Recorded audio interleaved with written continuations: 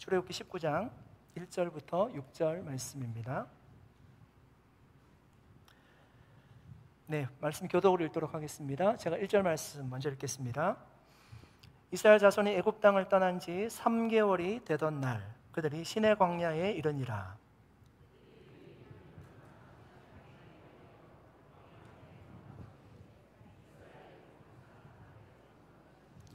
모세가 하나님 앞에 올라가니 여호와께서 산에서 그를 불러 말씀하시되 너는 이같이 야곱의 집에 말하고 이스라엘 자손들에게 말하라.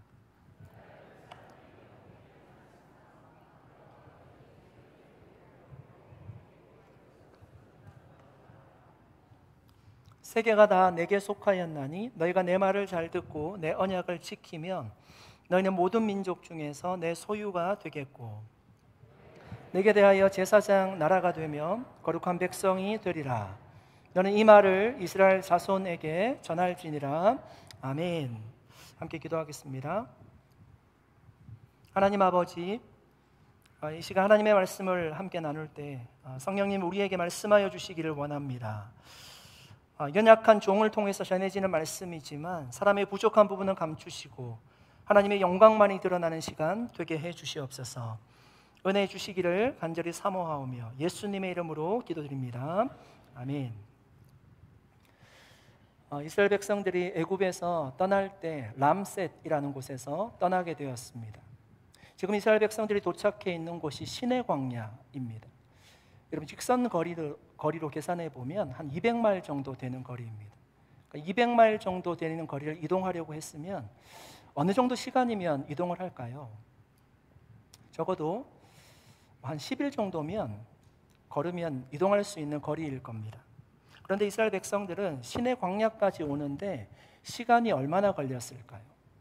오늘 1절 말씀해 보니까 3개월이 되던 날 이렇게 얘기합니다. 그러니까 3개월이 되던 날이라는 표현이 3개월 동안 아니면 3개월이 걸려서 시내 광야에 도착했다 이런 의미가 아니라요, 세 번째 달이라는 표현입니다. 여러분 이스라엘 백성들이 애굽에서 출애굽할 때 하나님께서 달력을 바꿔주셨어요. 출애굽을 기념하기 위해서 출애굽하는 날을 아빕월 1월 달로 바꿔주셨습니다. 그때로부터 3개월째 되는 날이라는 얘기입니다.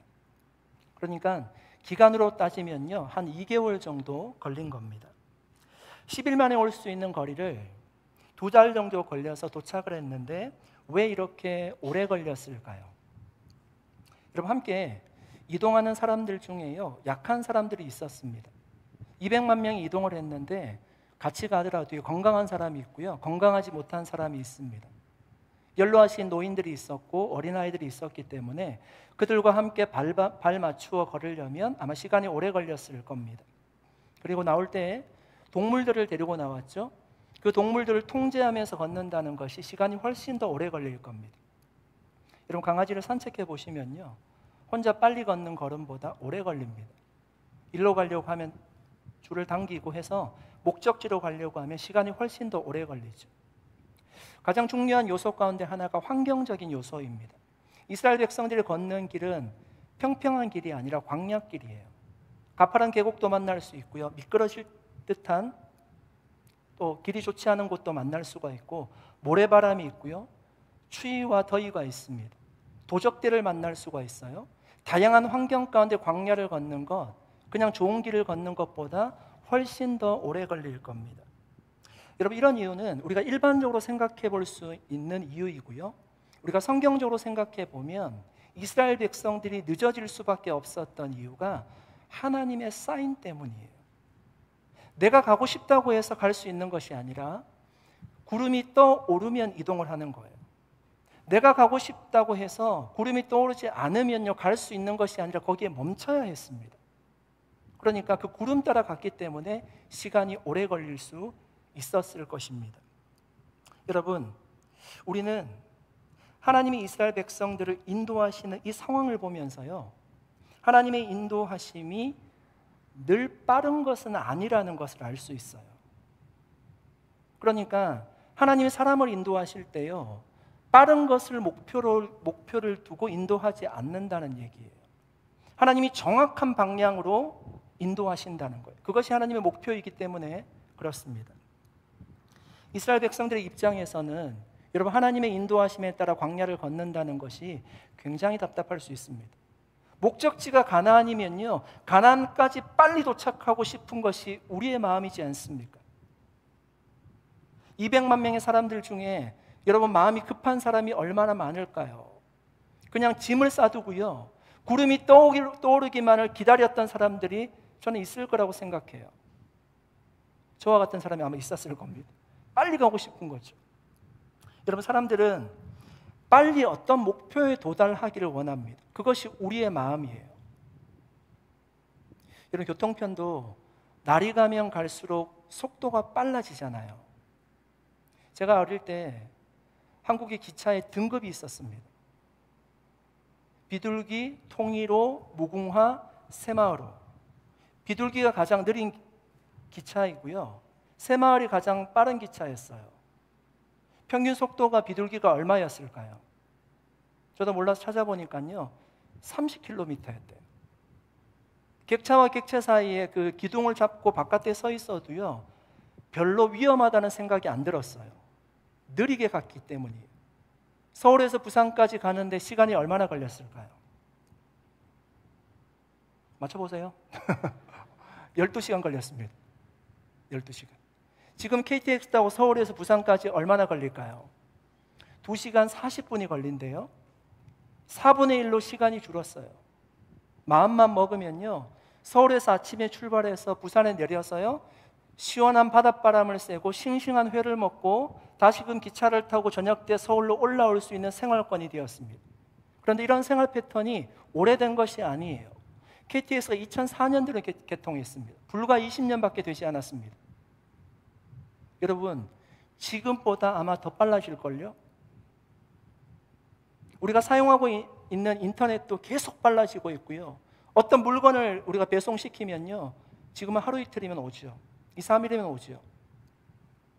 사람들은 빨리 성공하기를 원해요. 기업에 있으면요, 빨리 승진하기를 원하고요, 빨리 유명해지기를 원하고요, 교회는요, 빨리 부흥하고 성장하기를 원해요. 여러분, 빨리 해서 좋은 것들도 있지만 빨리 성공해서 몰락하게 되는 경우들이 얼마나 많은지 몰라요. 빨리 성공하면 보통 자기 만족에 취하게 되죠. 자만하게 되고요, 그 성공을 자기 통제 안에 두지를 못하기 때문에 그래요. 여러분, 아역 탤런트를 했던 그 사람들을 한번 보시면요, 아역 탤런트 때 금방 이렇게 유명해지잖아요. 근데 그 유명해진 아역 탤런트들이 성인이 되어서 아역에 이렇게 뭐라고 하죠? 이렇게 티를 벗어버리고요, 성인 탤런트로 이렇게 성인 배우로 이렇게 전향하지 못하면 그 어릴 때 성공했던 것이 오히려 독이 돼요. 사람들하고 교제한 적이 없고요, 청소년기에 추억이 없어요. 오히려 낙심하고 사회에 적응하지 못하는 것들을 많이 보게 됩니다. 복권에 당첨되어서 갑자기 큰 부를 가지게 되었습니다. 그런데 그 부를 통제할 수가 없으니까요, 사람들이 다 부러워하는 복권에 당첨되었는데 오히려 복금에 당첨되기 전보다 더 피폐한 삶을 살아가는 사람들이 얼마나 많은지 모릅니다. 교회가 빨리 부흥하면요, 목회자가요,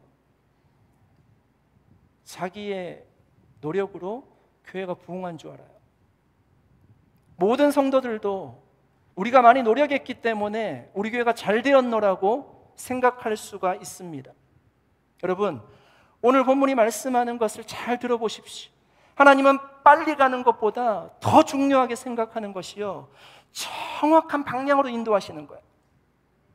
그래서 여러분, 우리가 우리의 인생의 목표를 세울 때 빨리 가는 것보다 정확한 방향이 도와야 돼요. 내가 빨리 가고 싶다고, 부산에 빨리 가고 싶다고 그냥 아무런 목적지를 보지 않고요, KTX 기차에 올라타면 안 돼요. 그 기차는요, 광주로 갈 수도 있고요, 강릉으로 갈 수도 있어요. 목적지가 어디인지를 보고 올라타야 되는 거예요. 이스라엘 백성들이 빨리 가나안 땅에 도착하는 것이 중요한 것이 아니었어요. 광야 생활이 힘들기 때문에 누구도 광야 생활을 원하지 않아요. 가나안 땅에 빨리 도착하고 싶죠. 그런데 그것이 우리의 유혹이라는 거예요. 하나님이 광야에 두신 이유는 있을 거예요. 평생을 애굽에서 살았고요. 애굽의 생각으로 가득 차 있어요. 노예 근성을 가지고 있어요. 하나님의 사람으로 변화시켜 주는 가정이 광야의 생활이잖아요. 가나안 앞까지 여러분 빨리 오면 무엇이 좋은 것입니까? 가나안 앞까지 도착했어요. 이제 요단강을 건너면 가나안 땅에 들어가는 겁니다. 모세가 12명의 정탐꾼을 가나안 땅에 보냈습니다. 40일 동안 열심히 정탐을 하고요, 돌아왔어요. 다수의 사람들이 얘기하는 겁니다. 우리는 절대로 가나안 땅에 들어가지 못한다는 거예요. 우리는 메뚜기와 같은 존재라는 겁니다. 빨리 오면 뭐합니까? 하나님의 약속을 믿지 못하니까요, 신뢰하지 못하니까요, 다시금 광야로 들어가서 40년 동안 방황하다가 다 죽는 겁니다. 빨리 오는 것이 중요한 것이 아니에요. 사랑하는 성도 여러분, 뭔가를 빨리 이루었을 때 그때 긴장해야 됩니다. 그것이 반드시 유익한 것은 아니에요. 물론 유익함이 없는 것도 아니에요. 자신감도 생기고요, 성취감도 생기고 또 다른 목표도 세울 수가 있어요. 좋은 거죠. 그런데 여러분, 주님의 관점에서는 빨리 가는 것보다 더 중요한 것이 정확한 방향으로 가는 거예요. 아무리 뭔가를 빨리 이루고 싶어도요, 정말 내가 가는 방향이 주님이 원하시는 방향인지를 우리는 늘 확인하고 가야 됩니다. 늘 물어야 돼요. 여러분, 아말렉이 이스라엘 백성들을 공격했잖아요. 누굴 공격했습니까? 뒤에 쳐져 있는 사람을 공격했거든요. 200만 명이 걸어가니까 뒤에 이제 낙오한 사람들이 생긴 겁니다. 그들을 공격했어요. 여러분, 그들의 숫자가 몇 명 정도 될까요? 성경에 나와 있지 않아요. 제가 봤을 때는 그 200만 명 사람들 중에요, 많지 않을 거라고 생각해요. 그러면 사람들이 그렇게 생각할 수 있잖아요. 하나님이 우리를 가나안 땅으로 인도하시겠다고 말씀하셨으니까 우리는 가나안으로 간다. 살아남은 자들은 그냥 가나안으로 가는 것이다. 여러분, 그것이 이스라엘 백성들의 목표가 되면 괜찮을까요? 하나님이 고아와 과부를 돌보라고 말씀하셨습니다. 하나님의 뜻이 어디 있는지를 늘 물어야 된다는 거예요. 사랑하는 여러분, 하나님이 이스라엘 백성들에게요, 시간을 정해두시고 몇 월 몇 시까지 가나안 땅에 도착해라, 그렇게 말씀하신 적이 없습니다. 구름이 떠오를 때 이동을 하면 되는 거예요. 저와 여러분도 여러분 그렇게 생각 들 때가 있지 않습니까? 옆에 있는 사람과 비교해 보면요, 내가 뭔가 뒤처져 있는 것 같아요. 나는 그냥 그 자리에 서 있는 것 같은데요, 저 친구는 앞에 뛰어가는 것 같아요. 뭔가를 이룬 것 같고요, 뭔가를 찾은 것 같고요, 앞으로 달려가는 것 같은데 나는 그냥 그 자리에 서 있는 것 같아요. 여러분, 자녀들을 한번 생각해 보십시오. 우리가 늘 비교하는 자녀들이 누구입니까? 옆에 있는 자녀들이죠. 그 자녀들과 생각해 볼 때 내 자녀들이 뒤처진 것 같은 생각이 드십니까? 여러분, 남들과 비교하는 것이요, 우리를 행복하게 하지 못해요. 하나님이 그 인생에 대한 계획을 가지고 있다는 것을 우리는 믿어야 됩니다. 구름이 떠오르면 가는 거예요. 비교해서 가는 게 아니에요. 옆에 있는 사람이 이동한다고 이동하는 것이 아니라 내가 구름을 보고 지나가야 되는 거예요.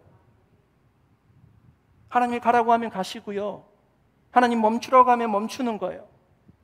빨리 가는 것보다 정확한 방향으로 가는 것이 더 복되고 은혜로운 삶을 살게 되는 것인 줄 믿습니다. 여러분, 정확한 방향으로 가면요, 우리가 헛된 데 에너지를 쏟지 않을 수가 있습니다. 고생하지 않을 수 있습니다. 그 은혜를 여러분 모두, 제가 다 경험할 수 있기를 예수님의 이름으로 간절히 축복합니다. 우리 이스라엘 백성들이 시내 광야에 도착했습니다. 여러분, 그 시내 광야는 모세에게 어떤 의미가 있는 곳일까요? 모세가 동족을 죽이고 미디안 광야로 도망쳐 왔잖아요. 그때 하나님께서 처음으로 모세를 만나 주셨던 곳이 시내 광야였습니다. 모세야, 모세야, 내가 선 곳은 거룩한 곳이니 내 발에서 신을 벗으라. 하나님께서 모세를 부르시면서요, 말씀하셨습니다. 내가 이스라엘 백성들을 애굽에서 인도하여 내어 이 산에서 하나님을 섬기게 하시리라. 출애굽 3장 12절 말씀이에요. 네가 애굽에 내려가서 사람들을 이끌고 나와서 여기서 하나님을 섬기게 하리라 주님 말씀하셨죠. 그 약속대로 지금 모세는 이스라엘 백성들을 이끌고요, 시내 광야에 도착해 있습니다. 3절 말씀입니다. 모세가 하나님 앞에 올라가니 여호와께서 산에서 그를 불러 말씀하시되 너는 이같이 야곱의 집에 말하고 이스라엘 자손들에게 말하라. 여러분, 하나님이요 모세를 산으로 불렀어요. 그 산이 하나님과 모세가 대면한 곳이었어요. 떨기나무 불꽃 가운데 하나님을 만났던 곳, 그곳에서 하나님이 다시금 모세를 만나시고요, 다시금 이스라엘 백성들에게 이 말씀을 전하라고 얘기하는 겁니다. 야곱의 집과 이스라엘 자손들에게 전하라. 여러분, 여기서 하나님이 말씀하시는 그 야곱의 집과 이스라엘 자손들이라는 표현이요, 다른 사람들을 지칭하는 건가요? 다른 사람들을 말하는 건가요? 여러분, 야곱은 어떤 사람이었습니까? 야곱은 굉장히 교활한 사람이었죠. 자신의 의도대로요, 형에게 있는 축복권과 장자권을 가로챘어요. 그리고 형이 죽이려고 하니까 삼촌 라반의 집이 있는 밧다나람으로 도망쳤어요. 도망자의 신분이 되었습니다. 삼촌 라반의 집에서 일을 하던 야곱의 모습은요, 우리의 모습 같아요. 얼마나 열심히 살아가는지 몰라요. 최선을 다해서 살아갔어요. 자신이 자신의 인생을 개척하고요, 내가 내 인생을 주도하며 살아갔어요. 하나님이 그에게 은혜 주셔서요, 많은 식소를 거느리고 재산을 가지게 되었고요, 다시금 가나안 땅으로 돌아오게 됩니다. 그 가나안 땅으로 돌아오는 길에 하나님을 만나게 되잖아요. 야복 강가에서 하나님과 씨름하며 하나님을 만나게 돼요. 하나님이 그에게 이름을 바꿔주셨어요. 야곱이 아니라 너를 이스라엘이 되게 해주시겠다는 거예요. 여러분, 그 이스라엘이라는 단어의 뜻이요, 내가 너를 위해 싸울 것이다라는 뜻이에요. 여러분, 어떤 의미일까요? 야곱은 이제까지 어떤 삶을 살아왔을까요? 내가 내 인생 주도하며 살아왔어요. 내가 내 인생을 개척하며 살아왔어요. 내 힘이면 안 되는 것이 없다라고 생각하며 인생을 살아왔어요. 그런데 하나님이 너는 이제 야곱이 아니야, 이스라엘이야. 내가 내 인생을 주도할 거야. 내가 너를 위해 싸울 거야. 야곱으로 살지 말고 이스라엘로 살아가라는 것입니다. 여러분, 이스라엘 백성들이요, 애굽에 있을 때 야곱과 같은 삶을 살았잖아요. 자신의 힘으로 얼마나 열심히 살았습니까? 건축을 하고요, 벽돌을 굽고요, 고된 삶을 살아왔어요. 비천한 삶을 살아왔어요. 그런데 출애굽을 하고 그들은 정말 이스라엘이 되었잖아요. 유월절을 경험하고 하나님의 구원을 경험하죠. 홍해바다를 건너서 하나님의 구원을 경험해요. 이스라엘이 되었다고요. 무늬만 유대 민족이 아니라 정말 하나님이 주도하시는 인생을 살아가는 이스라엘이 되었어요. 앞으로도 야곱으로 살지 말고 이스라엘로 살아가라는 것을 모세에게 전하라는 것입니다. 그들에게 알라고 말씀하는 겁니다. 여러분, 주님이 없으면 아무리 부유하고 부족한 것 없이 살아도 여러분, 그 사람은 야곱과 같은 삶을 살아가는 거예요. 자신이 자신의 인생을 주도하며 살아가는 거죠. 그 인생이 얼마나 힘겹게 살아가겠습니까? 하나님의 도움 없이 자신의 힘으로 살아가는 인생 얼마나 힘듭니까? 그 사람이 진정으로 하나님을 만나지 못하면요, 이스라엘이 될 수가 없어요. 하나님이 주도하시는 인생을 살 수가 없으니까 그 인생이 정말 피곤한 거예요. 만족함이 없는 겁니다. 여러분, 정말 보잘것없는 사람은요, 능력이 없는 사람이 아니에요. 돈이 없는 사람이 아니에요. 못 배운 사람이 아니에요. 하나님의 관점에서 정말 보잘것없는 인생은요, 하나님을 만나지 못한 사람이에요. 그 인생이 자기 힘으로 살아가니까 얼마나 힘들겠습니까? 피곤한 인생을 살아가는 거죠.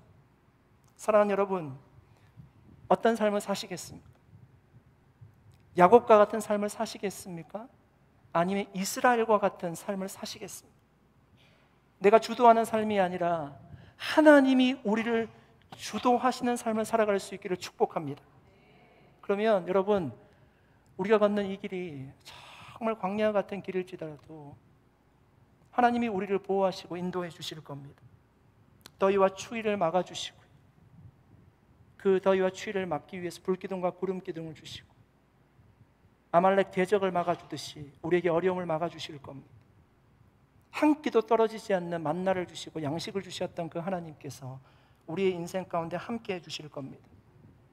여러분, 정말 주님이 주도하시는, 하나님이 싸워주시는 인생, 하나님이 인도하심 가운데 살아가는 복된 인생 살아갈 수 있기를 예수님의 이름으로 간절히 축복합니다. 4절 말씀 읽어보겠습니다. 내가 애굽 사람에게 어떻게 행하였음과 내가 어떻게 독수리 날개로 너희를 업어 내게로 인도하였음을 너희가 보았느니라. 여러분, 독수리는 가장 용맹한 새이잖아요. 미국 사람들에게도 익숙하죠. 미국의 국조가 독수리입니다. 힘을 상징하는 겁니다. 성경에서도 독수리는 힘과 권능과 이렇게 권세를 상징하는 새로 여겨집니다. 그 영맹한 독수리가요, 새끼를 업어서 나르는데 비유하고 있죠. 그처럼 하나님께서 이스라엘 백성들을 애굽에서 안전하게 업어서 지금 신의 광야까지 인도해 주셨다는 말씀이에요. 홍해 앞에서도, 물이 없을 때도, 양식이 없을 때도, 아말렉과의 전쟁에서도 그들을 안전하게 보호하시고 여기까지 인도해 주셨다는 말씀입니다. 여러분, 하나님이 그렇게 이스라엘 백성들을 인도해 오실 수 있었던 이유를 5절에서 이렇게 말씀합니다. 세계가 다 내게 속하였나니 너희가 내 말을 잘 듣고 내 언약을 지키면 너희는 모든 민족 중에서 내 소유가 되겠고.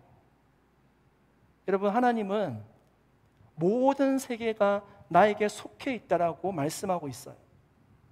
이 말씀은 어떤 의미인가요? 모든 세계가 내게 속해 있다. 하나님이 창조주가 되시고요, 소유주가 되신다는 의미예요. 이 땅에 있는 모든 것이 다 하나님의 것이에요. 하나님의 것이 아닌 것이 없다는 얘기입니다.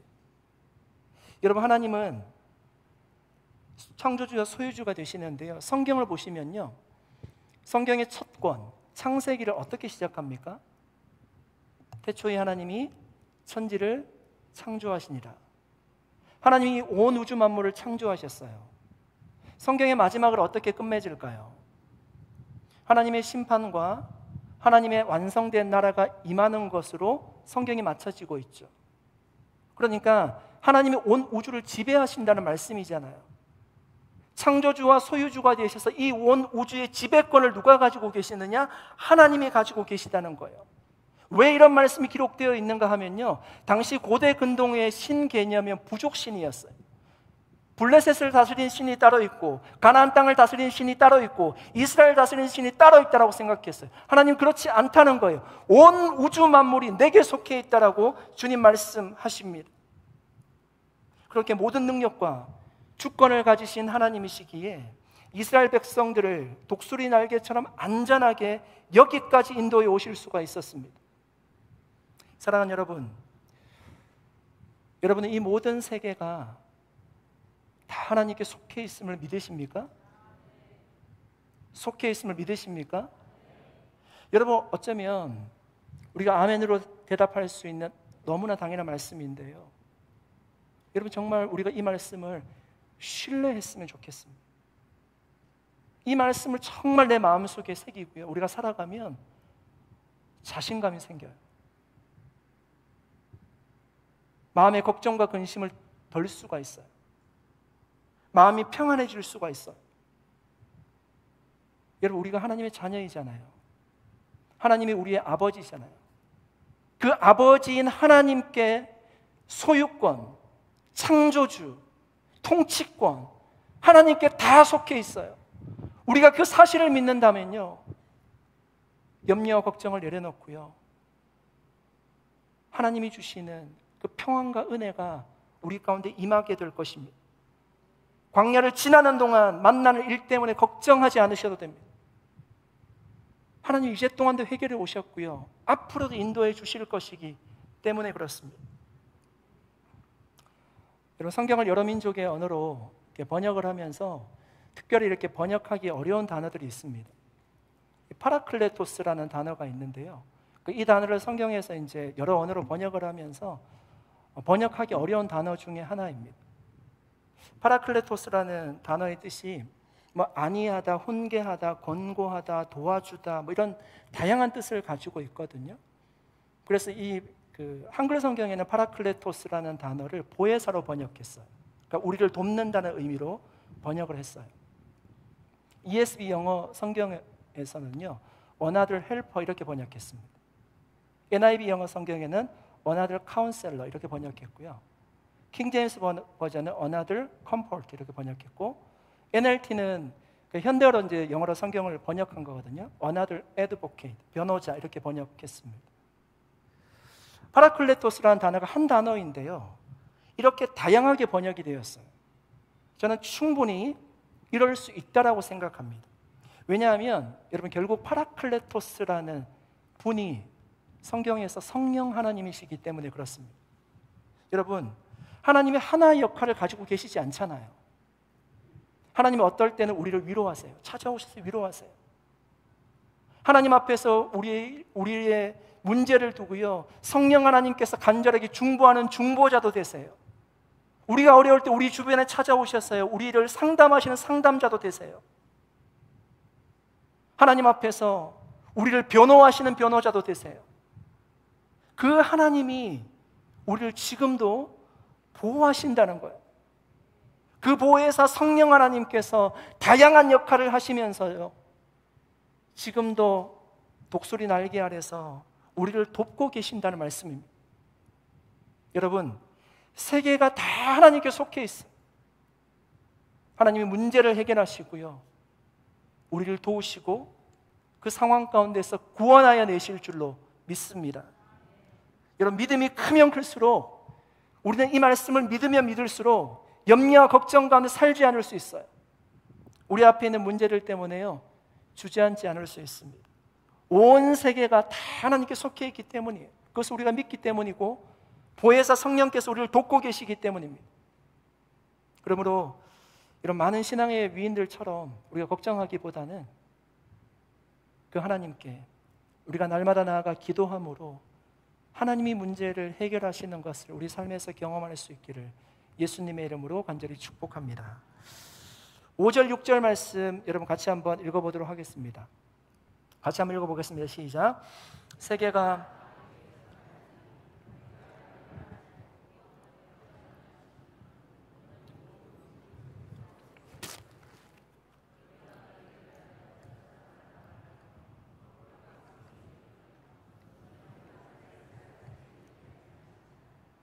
이 말씀을 보십시오. 하나님께서 이스라엘 백성들에게 너희가 어떤 존재가 될 것인지를 지금 말씀하고 있어요.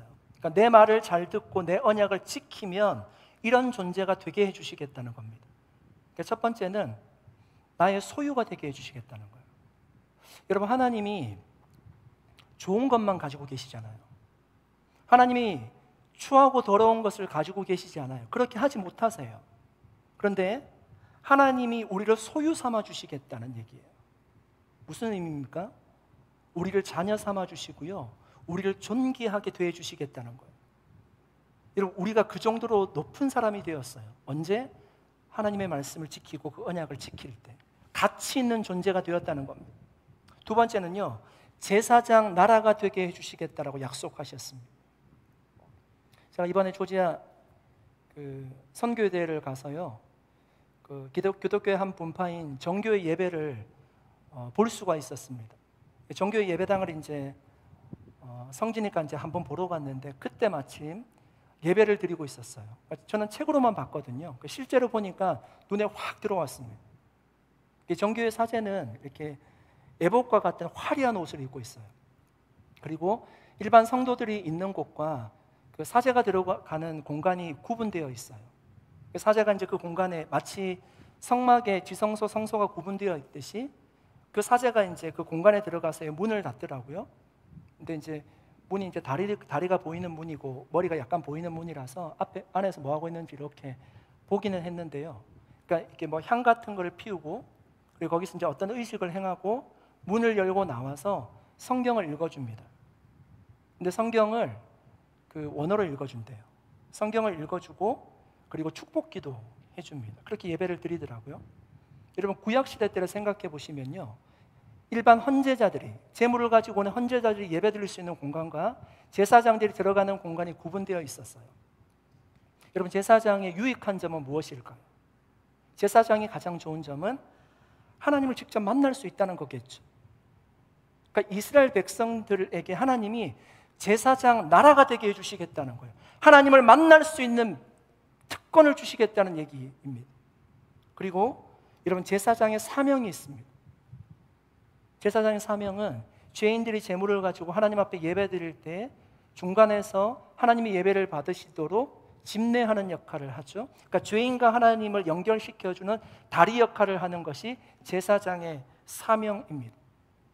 열방과 하나님을 연결시켜주는 중재자로서 역할을 하는 거죠. 그런데 궁금한 점이 있어요. 여러분, 우리는 지금 제사를 드리지 않는다는 거잖아요. 그러니까 유대인들도 제사를 드리지 않고요, 우리도 제사를 드리지 않아요. 우리가 제사를 드려서 하나님 앞에 나아가지 않는다고요. 그러면 이 제사장이 된다는 의미가 어떤 의미일까요? 왜 우리는 제사를 드리지 않는 걸까요? 예수님이 이 땅에 오셔서요, 자기 몸을 들여서 단번에 제사를 드리셨어요. 구속을 완성하셨어요. 성전의 휘장이 찢어졌어요. 누구나 나아가면 하나님을 만날 수 있어요. 동물의 피를 가지고 나가는 것이 아니라 예수 그리스도의 피를 가지고 우리는 누구나 하나님을 만날 수 있는 존재가 되었습니다. 베드로전서 2장 9절 말씀이 그래서 중요한 말씀이에요. 그러나 너희는 택하신 족속이요 왕같은 제사장들이요 거룩한 나라요 그의 소유가 된 백성이니 이는 너희를 어두운 데서 불러내어 그의 기이한 빛에 들어가게 하신 이의 아름다운 덕을 선포하게 하심이라. 여러분, 우리가 예수 그리스도를 믿으면 우리가 제사장이 된다는 거예요. 왕같은 제사장들이 된다는 거예요. 하나님을 직접 만날 수 있는 사람이 되었고요, 제사장의 역할을 감당해야 돼요. 아직 하나님을 모르는 사람과 하나님을 연결해야 될 사명이 바로 우리에게 있다는 겁니다. 제사장인 우리 한 사람 한 사람이 모인 우리 산옷의 온누리 교회가요, 제사장 교회예요. 우리가 왜 여기에 모여 있는가 하면 하나님의 아름다운 덕을 선포하기 위해서 여기에 모여 있는 거예요. 어디에서요? 교회 안에서만 아니라 우리가 살아가는 그곳에서요. 가정에서, 직장에서, 비즈니스, 학교, 내가 있는 그곳에서 세상과 하나님을 연결시켜주는 그 역할을 우리가 감당해야 된다는 겁니다. 여러분, 세상을 밝게 하고요, 소망 있게 하고요, 희망차게 하는 것은 복음밖에 없어요. 복음밖에 없습니다. 복음의 핵심은 예수 그리스도이잖아요. 그래서 예수 그리스도가 유일한 소망이 되는 것이 예수 그리스도를 통해서만 하나님을 만날 수 있기 때문입니다.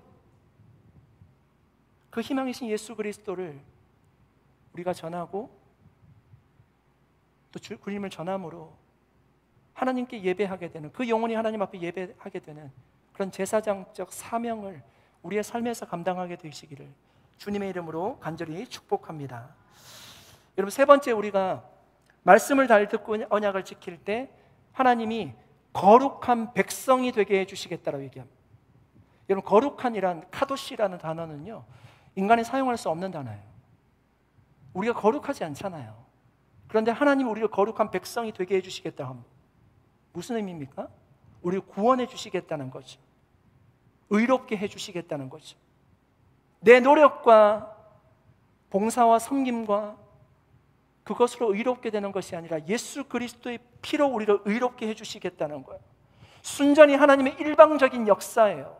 그런데 여러분, 중요한 것은요, 하나님이 우리를 거룩하게 해주셨다고 해서요, 우리가 거룩을 유지할 아무런 일도 하지 않아도 된다는 의미는 아니에요.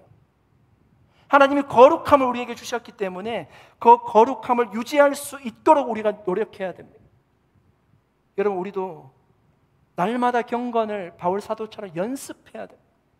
그래서 하나님 말씀을 보는 것이고요, 열심히 기도하는 것입니다. 여러분, 바리새인 거룩한 삶을 살도록 노력한 것처럼 보였잖아요. 그런데 외형적으로 거룩한 삶을 보이려고 노력하는 것은 하나님 앞에 칭찬을 받을 수 없어요. 세리와 같이 자신이 죄인이지만 내가 거룩해지려는 노력을 통해서 하나님 앞에 나아가는 자를 하나님은 복되다라고 말씀하시고요, 칭찬하셨습니다. 우리가 거룩을 유지하기 위해서요, 노력해야 된다는 말씀이에요. 경건을 연습해야 된다는 말씀입니다. 저와 여러분이 정말 우리가 경건을 연습하고 정말 주님을 닮아가는 삶을 살아감으로 말미암아 하나님께서 인정하시는, 하나님께서 거룩한 사람으로 이 땅에 두시는 그런 믿음의 삶을 살기를 예수님의 이름으로 간절히 축복합니다. 이제 말씀을 정리하겠습니다. 어느 식당에 배달 앱으로 주문이 들어왔습니다. 너무 배가 고픈데 돈이 없어서 밥을 못 먹고 있습니다. 염치 없지만 돈이 생기면 드릴 테니까 음식을 주실 수 있나요? 그런 주문이었습니다. 주인이 보통이면 워낙 바쁘기도 하고요, 장난이 많아서 그것을 그냥 넘길 텐데 그 주문한 이 문자가 마음에 들어왔다고 합니다. 그래서 음식을 보내주었습니다. 그 음식을 주문한 그 손님은 미혼모였습니다. 그리고 며칠 뒤 그 미혼모는 밥값과 함께 감사의 문자를 보내왔습니다. 계속 마음이 쓰이던 주인이 아내와 함께 그 미혼모를 찾아갔어요. 직접 만난 그 미혼모는 19살의 앳된 청년이었습니다. 놀랍게도 그 학창시절에 자신의 식당을 자주 찾던 단골 손님이었어요. 가슴이 너무 아파서 그 자리에서 미역국을 끓여주고요, 산부인과도 같이 가기로 했습니다. 최대한 안전하게 출산을 도울 수 있도록 이 산모가 부담스럽지 않도록 도와주고 싶었어요. 그래서 권유했습니다. 하루에 한 2시간 정도 식당에 나와서 재료를 손질하면 내가 좀 봉급을 주겠노라고. 그 산모가, 그 미혼모가 응답을 했고 흔쾌히 응답을 했고요, 일을 시작하게 되었습니다. 그 소식이 이제 사람들에게 알려졌습니다. 그 사연에 많은 이들이 댓글을 달았습니다. 너도 나도 그 산모를 돕는데 힘을 보태겠다는 겁니다. 한 댓글의 내용이 이랬습니다. 사장님의 선행이 한 사람을 변화시키고 그와 연결된 사람들 모두를 움직입니다. 사장님이 보여주신 구체적인 행동이 우리 사회를 아름답게 만들어가는 것 같아요. 서로 다른 환경, 조건, 형편을 뛰어넘어 하나 되어 울고 웃을 수 있게 만드는 힘은 다름 아닌 사랑임을 깨닫습니다. 여러분, 저는 이 사람이요 100% 기독교인이라고 생각합니다. 이런 단어를 사용할 수가 없어요.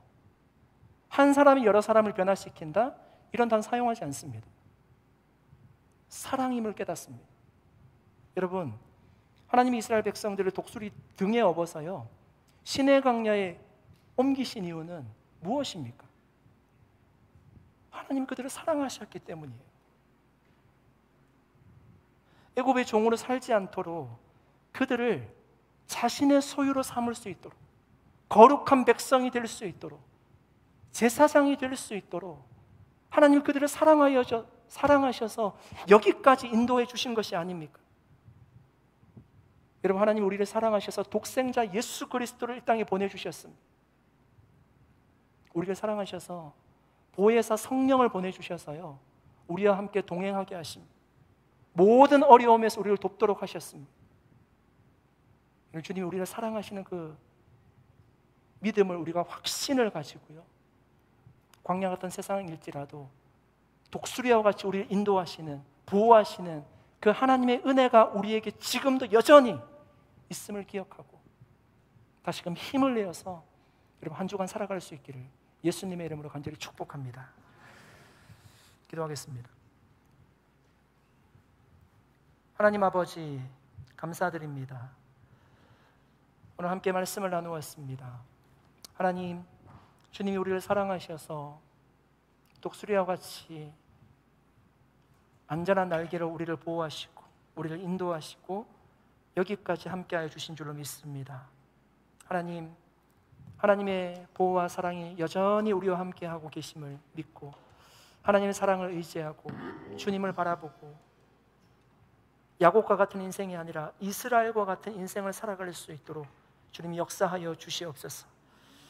하나님의 소유와 제사장의 나라와 거룩한 백성으로 삼으시는 그 엄청난 축복을 우리가 기억하고 언약의 자손으로 이 땅을 살아갈 수 있도록 인도하여 주시옵소서. 감사드리고 예수님의 이름으로 기도드리옵나이다.